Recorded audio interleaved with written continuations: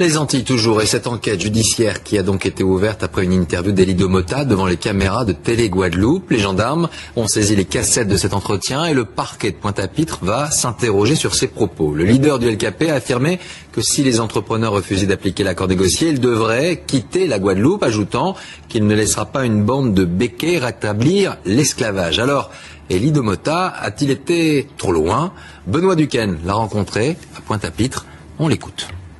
Est-ce que c'est des propos que vous dites, je suis allé un peu trop loin en disant ça à RFO, ou bien vous le maintenez aujourd'hui? Écoutez, ces propos, il ne faut pas les retirer de leur contexte, premièrement. Deuxièmement, ce ne sont pas du tout des propos racistes, ce sont des propos qui reflètent la réalité sociale, économique, culturelle et historique et sociologique de la Guadeloupe. Nier cet état de fait, aujourd'hui, je crois que c'est faire preuve de racisme à notre égard, nous les Guadeloupéens d'origine africaine et indienne.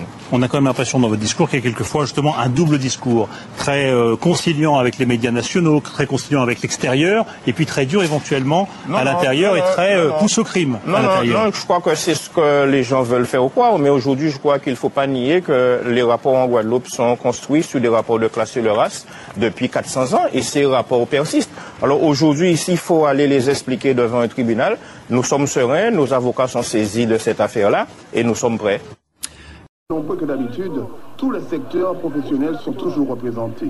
Nous constatons aussi que depuis le 5 février, toutes les couches de la population sont mobilisées.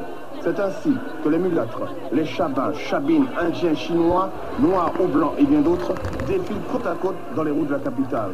Pour eux, ce n'est qu'un simple mouvement social et rien d'autre. C'est pas du tout un mouvement racial, pas du tout. Je pense que c'est...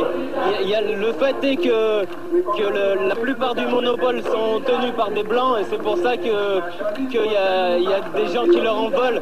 Mais je crois que c'est pas du tout un mouvement racial. Moi, je le sens pas du tout comme ça. Ah non, il est absolument pas racial, il est surtout social et politique, ce qui n'est pas la même chose.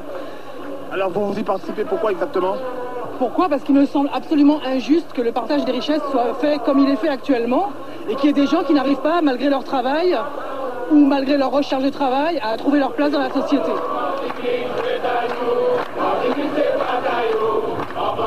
Depuis le 5 février, comme en Guadeloupe, ce refrain fait l'objet de nombreuses interprétations. Comment est-il perçu par certains manifestants? Ça voudrait dire qu'on fait exactement comme les béquets, ça veut dire qu'il y a des races. Non, ce chant, ça veut dire profiteur, c'est tous les profiteurs, tous les exploitants. Moi, je me sens absolument pas concernée, que j'exploite personne. Je l'interprète comme c'est un pays qui appartient à tous. On travaille tous ici, on participe tous à l'économie et on doit tous en récupérer les bénéfices. Dans profitation.